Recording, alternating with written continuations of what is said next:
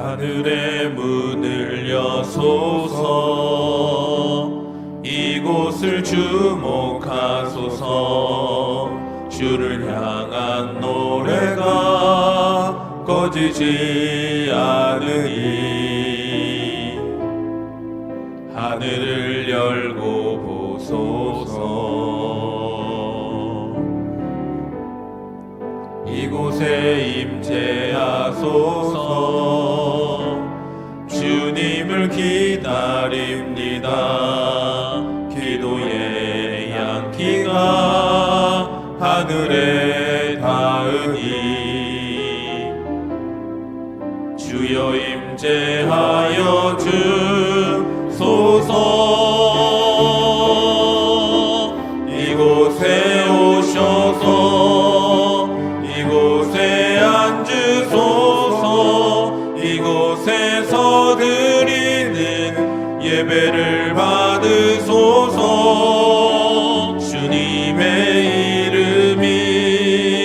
주님의 이름만이 오직 주의 이름만 이곳에 있습니다. 사도신경으로 우리의 흔들리지 않는 신앙을 고백합니다. 전능하사 천지를 만드신 하나님 아버지를 내가 믿사오며 그 외아들 우리 주 예수 그리스도를 믿사오니 이는 성령으로 잉태하사 동정녀 마리아에게 나시고 본디오 빌라도에게 고난을 받으사 십자가에 못 박혀 죽으시고 장사한 지 사흘 만에 죽은 자 가운데서 다시 살아나시며 하늘에 오르사 전능하신 하나님 우편에 앉아 계시다가 저리로서 산자와 죽은 자를 심판하러 오시리라. 성령을 믿사오며 거룩한 공예와 성도가 서로 교통하는 것과 죄를 사하여 주시는 것과 몸이 다시 사는 것과 영원히 사는 것을 믿사옵나이다. 아멘. 찬송가 384장 찬양합니다.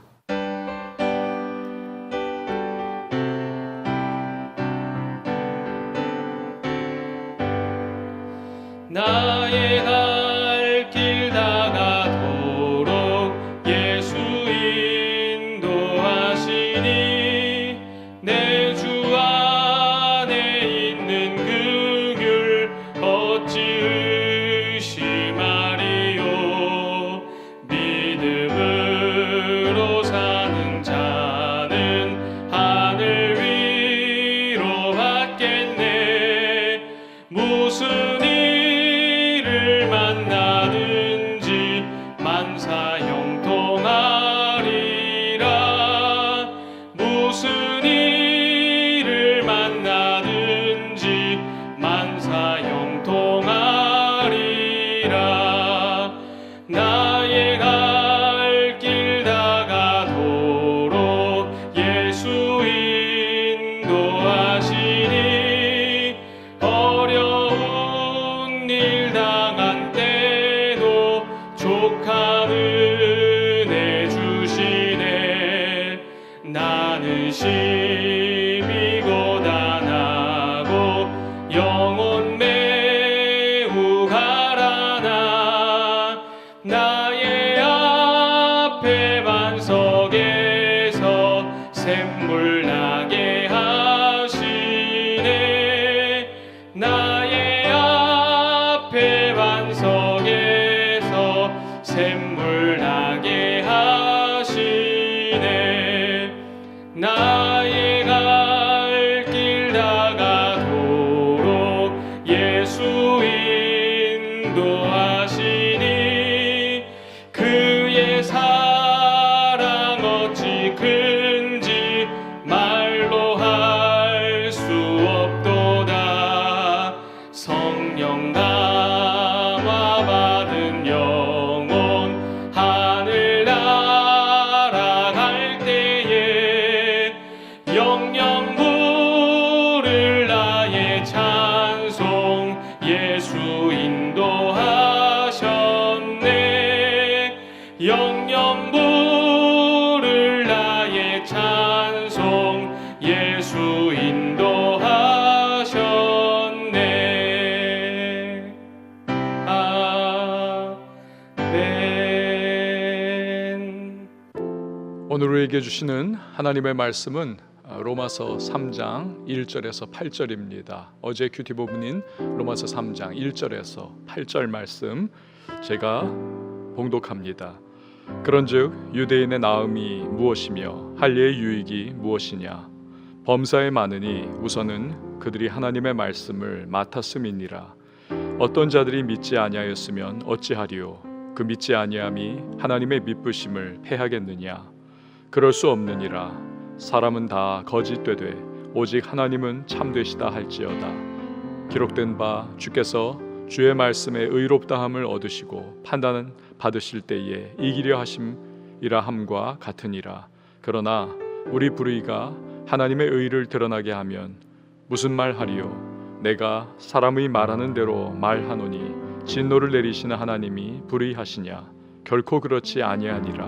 만일 그러하면 하나님께서 어찌 세상을 심판하시리요? 그러나 나의 거짓말로 하나님의 참되심이 더 풍성하여 그의 영광이 되었다면 어찌 내가 죄인처럼 심판을 받으리요? 또는 그러면 선을 이루기 위하여 악을 행하자 하지 않겠느냐? 어떤 이들이 이렇게 비방하여 우리가 이런 말을 한다고 하니 그들은 정죄 받는 것이 마땅하니라. 아멘. 기도하겠습니다. 하나님 아버지, 참 감사합니다. 복된 새로운 하루를 우리에게 허락해 주셨습니다. 어제 주일의 예배를 통하여 은혜 주시고 또한 한 주간을 넉넉하게 달려갈 수 있는 힘과 새로운 소망 주셨음을 감사를 드리고, 이제 또한 월요일 전능하신 주님의 은혜로 말미암아 오늘도 예비하신 인생길을 우리 앞에 열어주셨으니 감사함으로 또 담대함으로 나가는 모든 하나님의 사람들 되게 하여 주옵소서. 말씀 붙잡고 인생길 걸어갈 때에 그 말씀 통하여 주시는 소망과 새로운 힘과 은혜 때문에 우리들 넉넉하게 또 승리하며 삶에 마주치는 모든 현실과 상황 또 주변의 사람들에게 예수 그리스도의 덕을 끼치며 우리 이 하루를 잘 감당할 수 있는 복된 믿음의 사람들이 되게 하여 주옵소서. 로마서의 말씀을 계속 상고합니다. 우리를 향하신 주의 뜻과 음성을 들으며 믿음으로 반응하며 나가는 우리 모두가 되게 하여 주시옵소서. 예수님의 이름으로 기도합니다. 아멘. 로마서 3장 1절에서 8절 말씀 오늘 살펴보도록 하겠습니다. 로마 제국의 아우구스투스 황제 때 이야기입니다. 아주 포악하기로 악명을 떨친 해적이 있었습니다. 사기, 폭행, 납치, 살인, 악한 일을 수없이 저질렀습니다. 하지만 워낙 강력해서 아무도 이 해적을 잡을 엄두를 못 냅니다. 더 보고 있을 수 없죠. 그래서 황제가 이제 현상금을 걸었습니다. 그 머리를 잘라오는 자에게는 상금과 높은 벼슬을 주겠다. 그래도 감히 이 해적을 잡으려고 하는 사람이 없습니다. 너무 두렵거든요. 그러던 어느 날입니다. 황제가 지방을 순시하고 있었습니다. 그때 어떤 건장하고도 험상궂게 생긴 이 덩치가 큰 남자가 툭 하고 튀어나옵니다. 황제 앞에 엎드려 큰 절을 올립니다. 그리고는 깜짝 놀랄 말을 합니다. 황제폐하, 제가 그 해적 두목놈의 머리를 가져왔습니다. 제게 어떤 상을 주시겠나이까? 황제가 놀랬습니다. 네가 정말 그 해적놈의 머리를 가져왔던 것이냐? 그러자 사내는 또 한 번 넙죽 엎드려서 자기 머리를 가리키면서 이놈이 옳시다 대답을 하더라는 것입니다. 그리고는 황제께 꿇어 엎드린 채로 이 몸이 말을 할 수 없이 많은 죄를 황제 폐하께 저질렀습니다. 한 번만 용서해 주시면 제가 죽도록 충성을 다하겠습니다. 간절히 호소를 했다는 것입니다. 그 모습에 황제가 죄를 용서해 주고 해군 장교로 삼았다고 합니다. 그 뒤로 이 남자가 몸을 사리지 않고 충성을 다하면서 결국 황제가 너무나 신뢰하는 로마 제국의 해군 사령관까지 되었다는 것입니다. 여러분, 인간은 이방인이나 유대인이나 할 것 없이 죽을 수밖에 없는 죄인입니다. 그러나 이신득의 곧 믿음으로 말미암아 죽게 나오는 자에게 하나님은 사죄의 은총을 허락해 주십니다. 의롭다 하십니다. 그리고 영광스러운 자녀로 삼아 주십니다. 거룩한 하나님 나라를 위하여서 사용해 주시기까지 하시는 은혜를 허락해 주시는 것입니다. 그런데 이를 위해서는 우선 자기 자신을 알아야만 합니다. 나는 어찌할 수 없는 죄인이다. 이 사실을 인정해야만 합니다.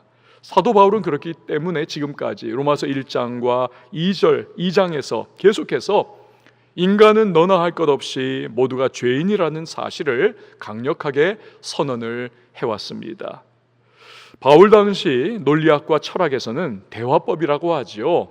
마치 누군가가 질문을 던져오는 것과 같이 그렇게 상정을 해놓고 그 질문에 대한 답을 이제 내가 이렇게 하는 식으로 자신의 주장을 쭉 펴고는 했던 그러한 이제 논리학과 철학의 방법이 있었습니다. 바울은 그러한 헬라 문화에 아주 익숙한 사람이지요. 아울러서 로마서를 이제 받는 대상들인 로마 교회 교인들 역시도 헬라의 문화 가운데 그들 살아가고 있는 자들이 아닙니까? 익숙한 거예요. 그래서 로마서를 그러한 방식으로 쭉 설명을 합니다.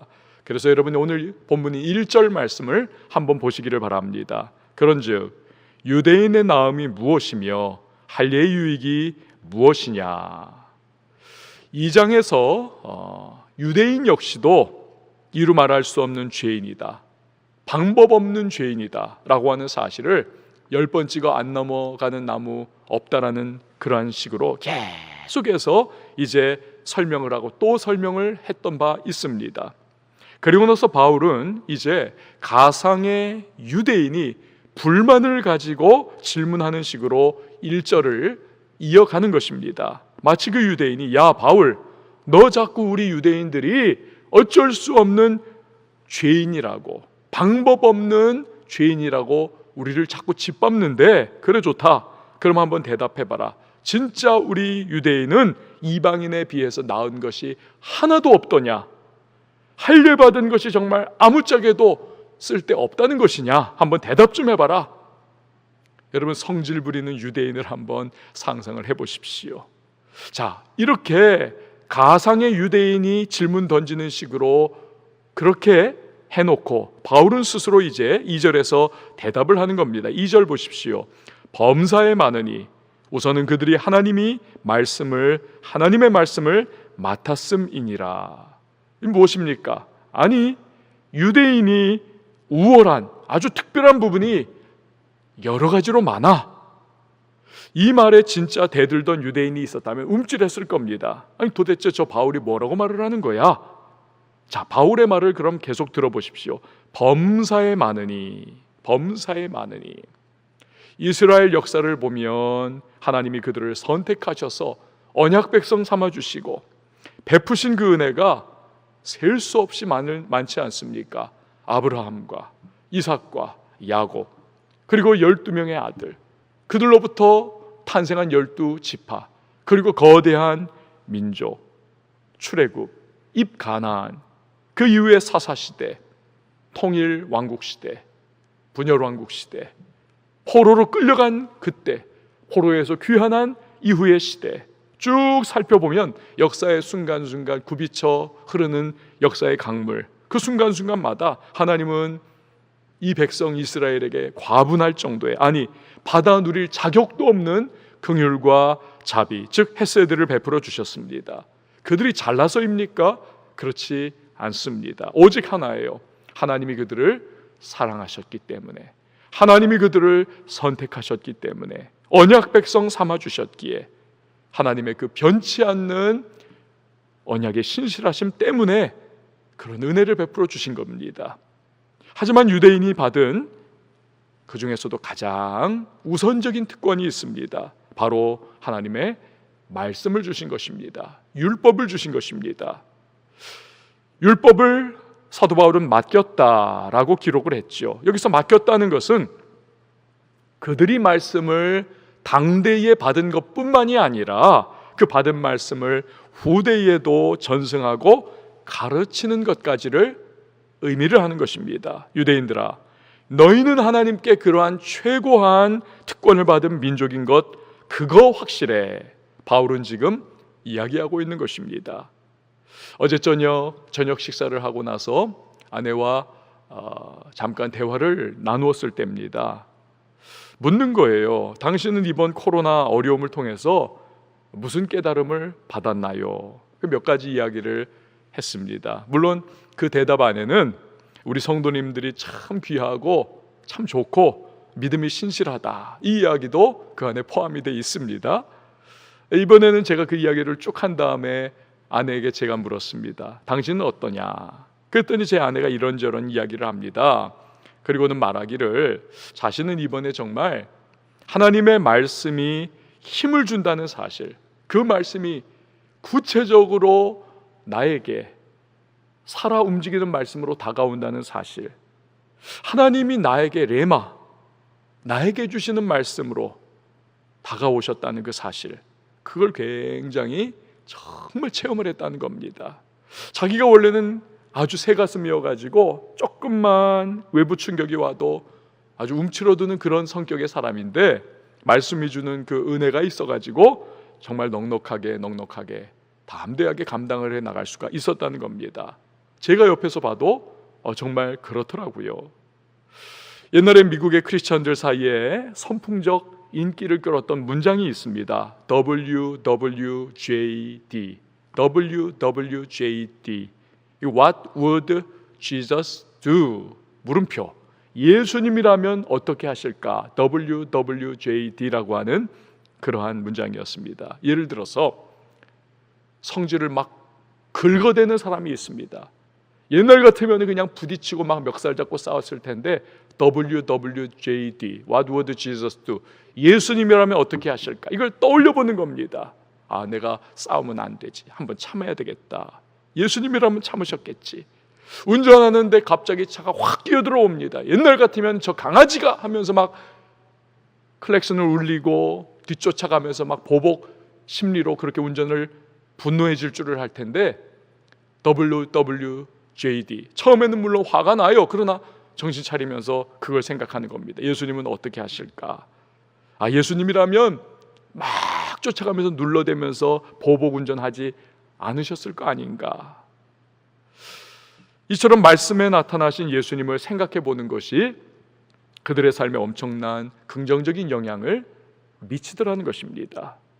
여러분, 우리에게 말씀을 주신 것은 야, 이거 귀한 말씀이니까 하면서 받아가지고 보물상자에 넣어놓고 고이고이 간직하라는 것이 결코 아닙니다. 이 말씀을 부지런히 읽고 묵상하고 이 말씀을 암송하고 특별히 그 말씀을 살아내라는 것입니다. 말씀을 살아내라.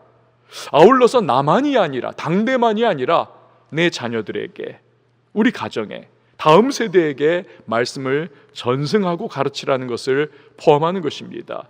그럴 때 말씀 안에 담겨있는 엄청난 축복이 내 것이 되고 우리 자녀의 것이 되고 우리 가문의 것이 되고 교회의 것이 된다는 사실입니다. 복된 가문이 되는 거지요. 그리고 인생 살 때 다가오는 무수한 곤경과 시험과 위기의 순간순간마다 하나님의 말씀을 통해 너끈하게 감당하는 것을 경험할 수가 있는 것입니다. 그래서 큐티하고, 그래서 암송하고, 그래서 설교를 듣고, 그래서 통독을 해야 하는 것이지요.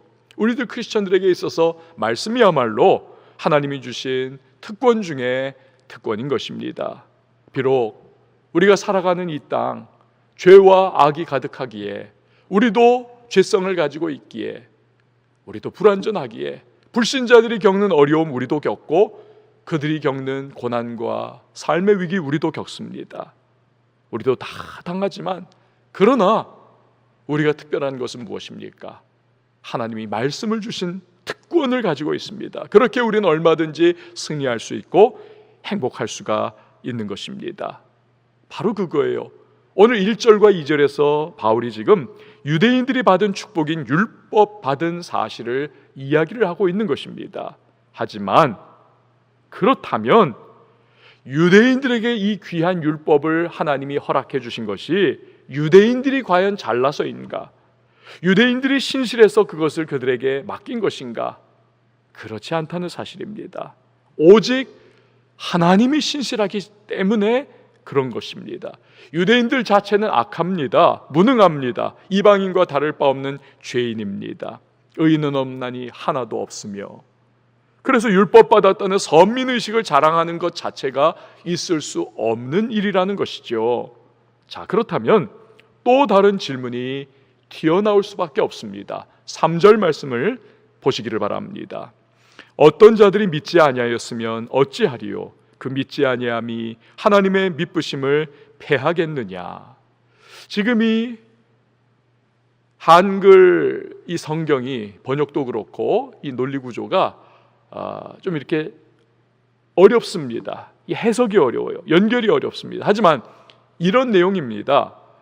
유대인의 불신앙이 하나님의 신실함을 무효로 만들 수 있느냐는 거예요. 유대인의 불신앙이 하나님의 신실하심을 무효화할 수 있게 하느냐? 왜 이런 질문을 할까요?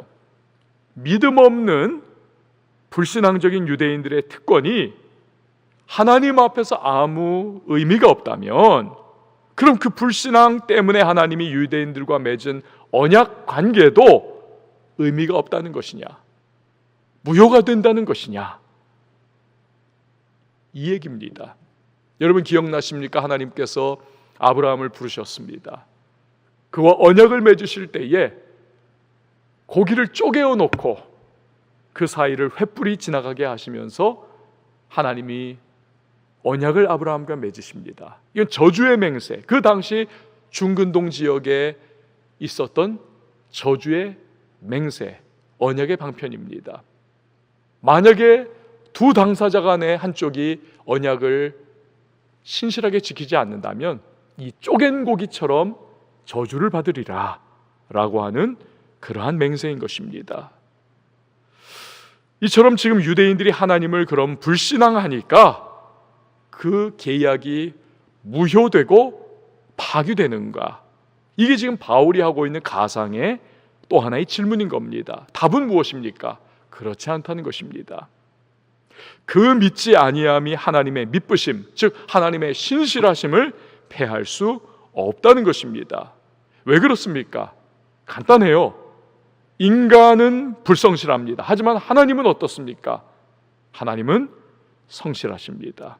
우리가 부르는 찬양에도 신실하신 하나님, 신실하신 주, 나의 주 하나님은 신실하신 주님, 우리가 이 찬양하는 것이죠. 그래서 하나님은 계약 관계를 파기하지 않으십니다.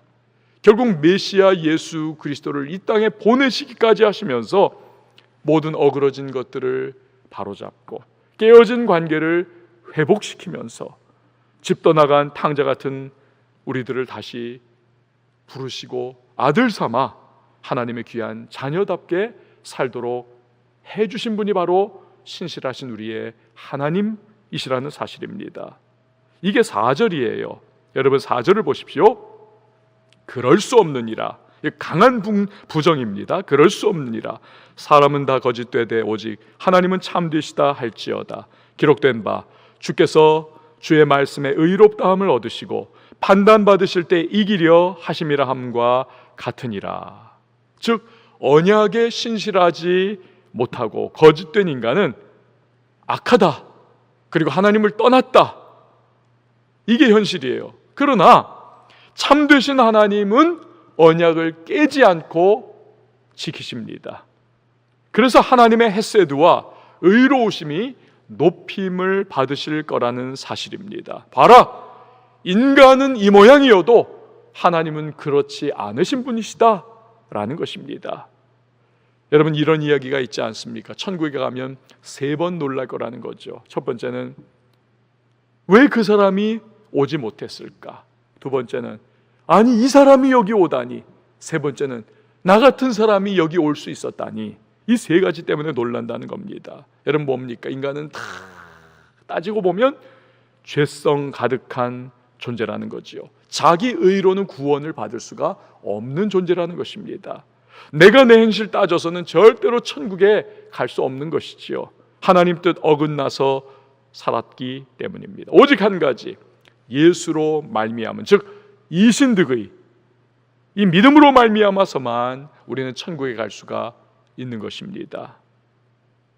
나를 택하시고 사랑하시고 결국 구원해 내시는 그 하나님의 헤세드, 그분의 긍휼과 자비 때문에 우리는 천국에 가는 것이지요. 사랑하는 여러분, 이 말씀에 아멘으로 여러분 화답하실 수 있기를 바랍니다. 그래서 어둠이 깊을수록 빛이 더 확실히 드러나듯 우리가 악할수록 하나님의 선하심과 의로우심이 더 찬란하게 드러나는 것입니다. 그래서 천국은 영원할 수밖에 없습니다. 이렇게 선하신 하나님, 좋으신 하나님, 은혜의 헤세드의 하나님을 영원토록 찬양할 수밖에 없기 때문에 그렇습니다. 자, 그런데 인간은요 참 못된 존재입니다. 뒤틀린 존재입니다. 바울이 그것을 지금 꼬집으려고 합니다. 5절에서 8절 말씀을 보시기를 바랍니다. 5절에서 8절 보면, 그러나 우리 불의가 하나님의 의를 드러나게 하면 무슨 말하리요? 내가 사람의 말하는 대로 말하노니 진노를 내리신 하나님이 불의하시냐? 결코 그렇지 아니하니라. 만일 그러하면 하나님께서 어찌 세상을 심판하시리요? 그러나 나의 거짓말로 하나님의 참되심이 더 풍성하여 그의 영광이 되었다면 어찌 내가 죄인처럼 심판을 받으리요? 또는 그러면 선을 이루기 위하여 악을 행하자 하지 않겠느냐? 어떤 이들이 이렇게 비방하여 우리가 이런 말을 한다고 하니 그들은 정죄받는 것이 마땅하니라. 이게 많이 복잡한 내용입니다.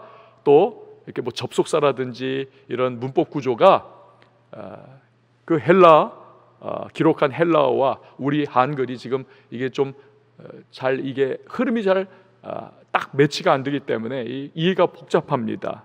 최대한 쉽게 설명하면 이런 겁니다. 하나님은 신실하십니다. 그래서 믿는 자는 구원으로, 믿지 않는 자는 영원한 심판으로 다스리십니다. 언약 관계에 있어서 하나님은 절대로 인간이 모두 불신앙적이라고 해서 이 언약 관계를 일방 파기하며 무효로 그렇게 던져버리지 않으십니다. 그래서 이 구원과 심판을 보면 하나님이 얼마나 신실하시고 얼마나 참되시고 얼마나 인내해 주시는 분이신지를 우리가 잘 알 수가 있는 것입니다. 그런데 어떤 변태 같은 인간들이 궤변을 쏟아내는 겁니다. 봐라, 내 불의함이 하나님의 의로우심을 나타내는 통로가 됐다면, 도구가 됐다면, 아니 내가 하나님이 어떤 분이심을 잘 드러내는 역할을 했다면 왜 내가 심판을 받아야 하느냐? 그렇지 않느냐? 내가 하나님의 좋으신 분, 하나님이 선하신 분이라는 것을, 내가 신실한 분이라는 걸 드러냈으면 내가 왜 심판받냐? 대신 상 받아야지. 또 어떤 변태적인 사람들은 아예 하나님의 의로우심을 더 잘 드러내기 위해서 그러면 우리 더 악을 행하자, 이따위 도덕 폐기론자와 같은 말을 한다는 것입니다. 궤변이죠. 물론 이것은 바울의 가상 토론입니다. 여러분, 바울은 이런 궤변을 말하는 사람들에게 마지막으로 뭐를 말하고 있습니까? 8절 끝에서 그들은 정죄받는 것이 마땅하니라. 즉 끝끝내 매맞을 짓 하는 자는 매맞는다는 것입니다. 당연하지요. 하나님이 은혜를 베풀어 주셨습니다. 신실하신 하나님이 일방적으로 언약 파기하지 않고 기다리고 계십니다. 돌아오라 돌아오라, 탕자여 돌아오라. 그러나 회개하지 않고 돌이키지 않고 궤변을 일삼으면서 이 하나님의 신실하심과 인자하심과 사랑을 우스갯거리로 만들고 그렇게 충돌하는 자들, 결국 정죄받고 심판이 당연하다는 사실입니다. 여러분, 지금까지 결국 무슨 말씀입니까? 간단히 말해서 유대인이 하나님의 많은 축복받았고 무엇보다도 율법이라고 하는 특권 중에 특권을 받은 것은 분명하다. 하지만 그런 유대인도 죄인이다. 오직 하나님 앞에서 믿음으로 그가 베푸시는 구원을 받아들이는 것, 이신득의, 이게 유일한 구원의 방법이다. 다른 방법은 없다. 지금 이것을 설명하고 하고 있는 것입니다. 지금까지 이런 복잡한 논리 전교의 과정을 우리는 헤쳐왔습니다. 여러분 잘 따라오셨습니다. 앞으로 바울은 율법이냐 믿음이냐 이 부분을 설명을 할 것입니다. 우리들 크리스천들에게 있어서 종종 헷갈리고 실수하는 부분이기도 하지요. 그래서 이런 로마서를 통해서 우리는 은혜를 많이 받을 수 있는 것이고 우리의 믿음이 든든하게 세워져 나가는 것을 기대할 수가 있는 것입니다. 여러분 오늘 말씀 중에서 한 가지만 붙잡으십시오. 우리는 생명의 말씀을 받았습니다. 이 말씀을 귀히 여기십시오. 말씀을 사랑하십시오. 말씀을 붙잡고 살아가시기 바랍니다. 말씀 안에 생명이 있고 축복이 있고 은혜가 있고 삶에 다가오는 문제와 시련과 어려움들을 너끈히 감당할 수 있는 하나님의 도우심이 이 안에 다 해답이 들어있는 것입니다. 이 말씀을 사랑하시고 자녀에게 가르치시고 말씀 붙잡고 오늘도 인생길을 담대하게 믿음으로 달려갈 수 있는 저와 여러분이 될 수 있기를 예수님의 이름으로 축원을 드립니다. 기도하시겠습니다. 하나님 아버지, 말씀으로 승리하는 우리가 되게 해 주옵소서. 말씀 안에 모든 비밀이 있고 모든 해답이 있고 모든 하나님의 은혜가 있다는 사실, 인생의 해결의 방책이 있다는 사실을 기억하며 또 말씀 속에서 계시해 주시는 하나님의 뜻과 계획을 발견하며 앞에 있는 우리의 인생길, 오늘 하루에 달려갈 길 너끈하게 잘 감당하는 우리 모두 되게 하여 주옵소서. 기도하는 시간 하늘의 문 열어주시고 성령 충만 주시고 오늘도 담대한 믿음으로 전진하는 주님의 사람들이 되게 하여 주시옵소서. 예수님의 이름으로 기도합니다. 아멘.